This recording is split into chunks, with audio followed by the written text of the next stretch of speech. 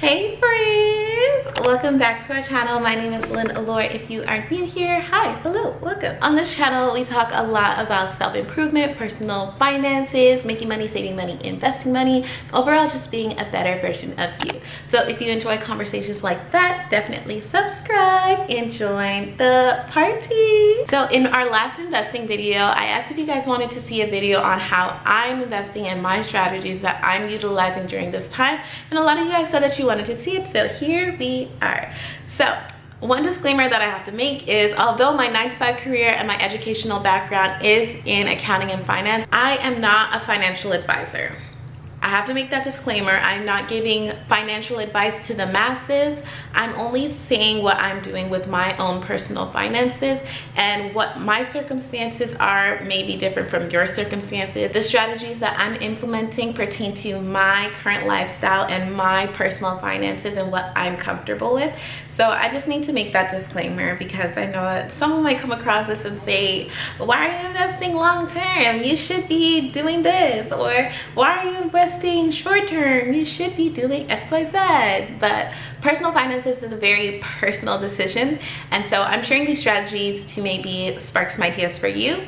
But just because I'm investing a certain way doesn't mean that your investment strategies are wrong or vice versa. Okay, so with all that out the way, I'm super excited to do this video because this is our first time experiencing a recession as adults. If you're between the ages of like 18 and like early 30s, because the last recession we were, I don't know about you guys, I'm in my 20s. The last recession I was 14 and I really wasn't thinking about investing in stocks.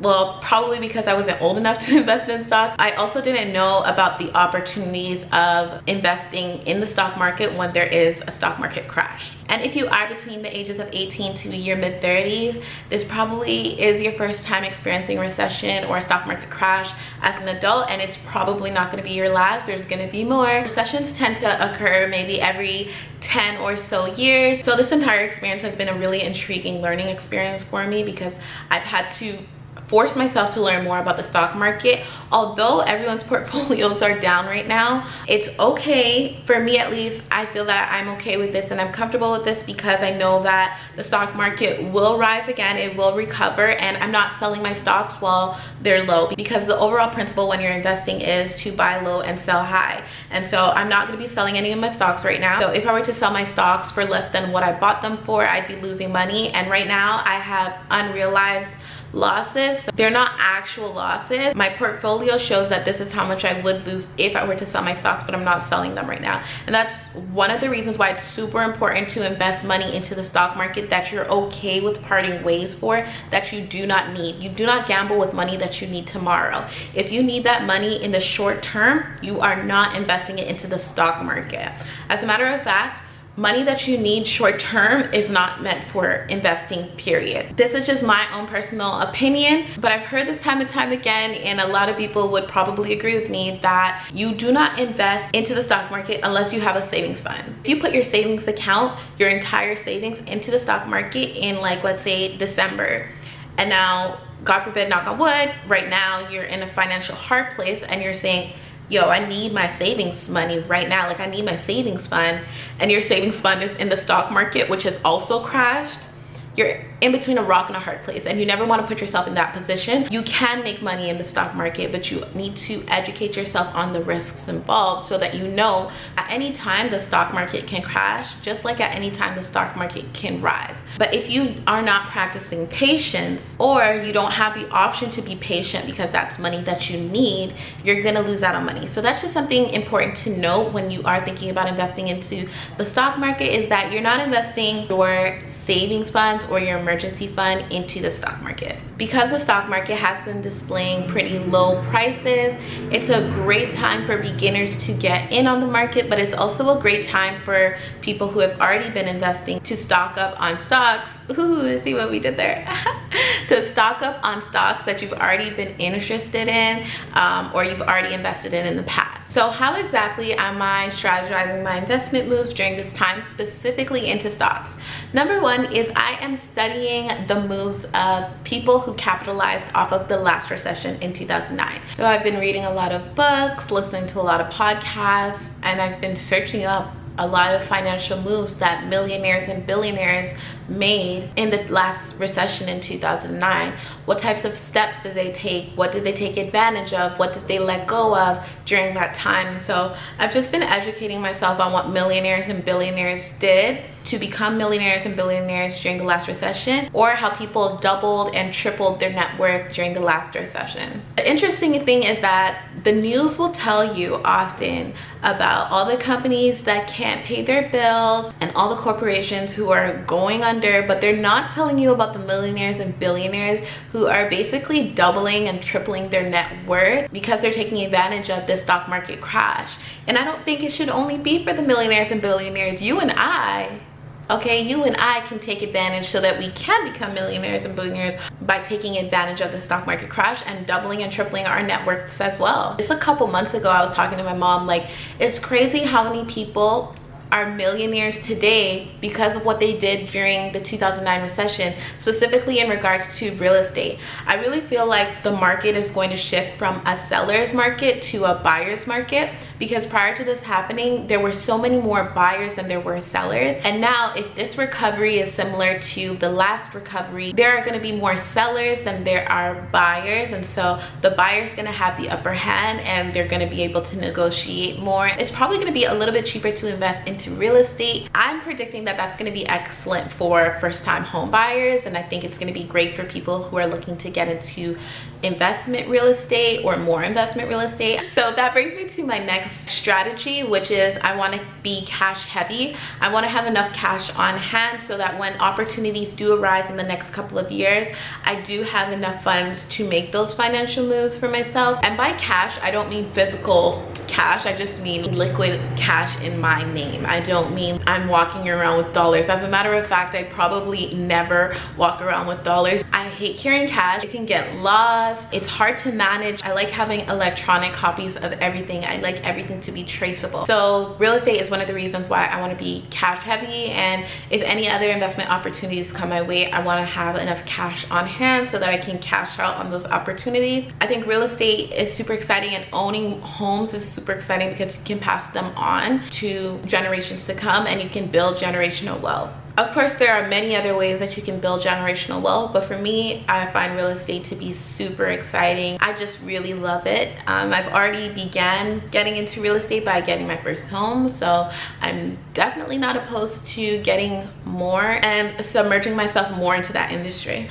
Okay, so the third thing I'm doing in terms of the stock market is I'm investing for the long term. I personally believe that the stock market isn't at a stage of recovery just as yet, especially since we haven't been given the okay to go back outside yet. I think we're still going to see a lot of tanks and a lot of different stocks. For that reason, I'm investing bits and pieces here. A couple thousand, wait, a couple thousand again, wait, a couple thousand, wait again. I'm just going to be taking my time, stock up on stocks that, one, I've been eyeing for a while, and or two, I've already invested in the past and I feel comfortable stocking up on more of them. I'm very gradually buying more and more stocks at low prices so that when the economy recovers, stock market recovers, and I do decide to sell some of them, I will definitely make a profit. Also, if I decide to hold on to these stocks for a long time, I can definitely expect to see capital gains. I'm investing in stocks that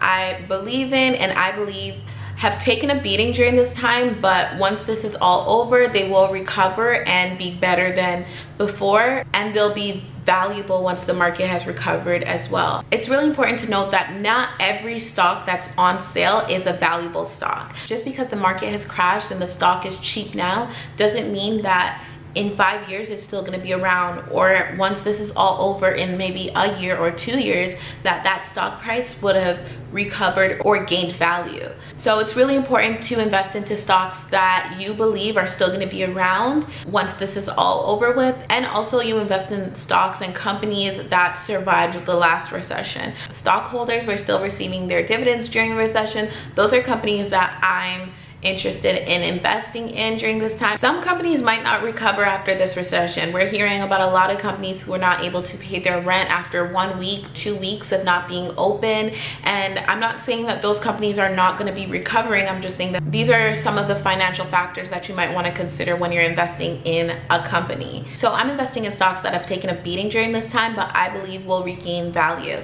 I invest in the National Bank of Canada, RBC, BMO. I also like to diversify my portfolio, so not only investing into banks but also insurance. Manulife pays a dividend. Bell Telecommunications, that's on the TSX.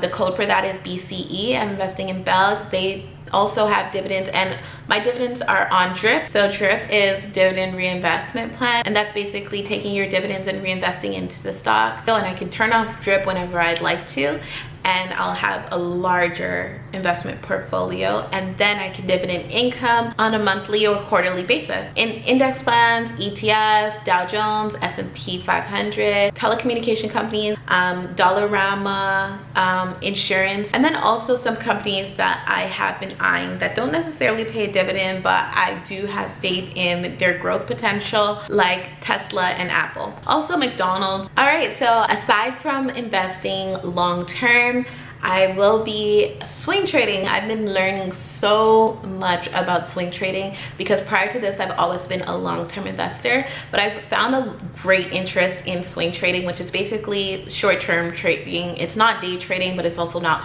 long-term trading. So I will definitely be spending a few thousand in swing trading and having some fun with that and seeing how much money I can make in the short term on the stock market. I feel like I'm playing double dutch, you know, and I've been learning and I'm observing, and now I'm like, okay, put me in, I'm ready to jump, So swing trading is something that's really been interesting me in the past few weeks. I've been reading up a lot about it, listening to financial podcasts, writing to people I know who swing trade, and just getting their perspective on things and getting to know their tips and their tricks and their insights on swing trading versus long-term trading or day trading. And yeah, I'm really excited about that. And so yeah, that's basically how I'm going to be investing during this time. I've already been buying a few stocks at discounted prices over this time. I'm just learning as much as I can. I'm soaking in as much as I can, but one thing I'm not doing is panicking because recessions are pretty normal in our economy. Like I said, it might be our first time experiencing a recession as an adult, but definitely not going to be our last or my last for sure. I hope. Just because that's the way that the economy naturally goes. But hopefully you gained some insight if you are new to trading, or you gained some insight even if you're not new to trading. I would love to know what your investment strategies are, if you have any at the moment, your tips, your tricks, your comments. All of that is welcome down in the comment section. And this is definitely not going to be the last investment video. So that is it for this video. I hope you guys enjoyed it. I hope it was insightful, and I hope it helped at least one person. I love you guys so much. Love you to the moon and back. Be true to you. Bye.